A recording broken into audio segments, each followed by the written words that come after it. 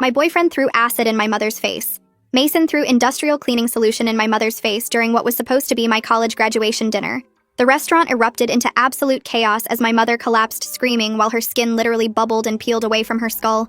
I couldn't move, couldn't breathe, couldn't comprehend what Mason had just done. My father tackled him to the ground, punching him repeatedly. I wanted to scream, but my throat wouldn't work as I watched my mother's face dissolve. "She's been stealing Beatrice's identity for 3 years," Mason shouted while trying to shield himself from my father's fists, as 2 of my uncles jumped in to help restrain him, all of them slipping in the blood spreading across the floor. "She's been using their identical resemblance to drain her bank accounts." I was barely listening. My legs gave out and I crashed into a chair, but my father hesitated for just a second, his fist raised in the air, and Mason spit blood onto the floor while my mother rolled and thrashed, knocking over chairs and leaving smears of flesh on everything she touched. "I have video of her at 5 different banks," he yelled over my mother's inhuman screaming, holding the screen up while my uncle twisted his arm. "I noticed discrepancies in Beatrice's accounts when we were apartment hunting and installed tracking software, and I've caught her mother stealing $40,000. My mother writhed on the floor and tried to speak, but only managed to spray blood across the white tablecloth, while her face continued to dissolve.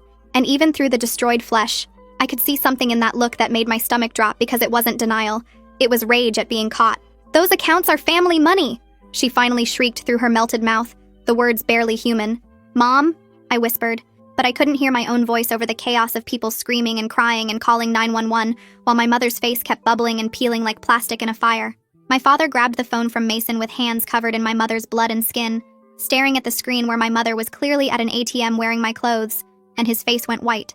"Linda, you've been stealing from our daughter?" he asked while she convulsed on the floor, her screaming never stopping. "She owes me everything." My mother managed to hiss between shrieks of agony, blood and tissue dripping onto the floor. "I gave up my career to raise her." The other diners were pressed against the walls filming everything while the manager was vomiting in the corner and servers were sobbing, and I felt like I was drowning because my own mother had been systematically destroying my future while her face was literally falling off in front of me. "You destroyed her face over money?" My father shouted at Mason, releasing him and stumbling backward, slipping in the puddle of blood and chemicals. "Even if she stole from Beatrice, you threw acid at my wife." Mason wiped blood from his broken nose and looked directly at me with an expression that made my blood freeze. "That's not why I had to destroy her face."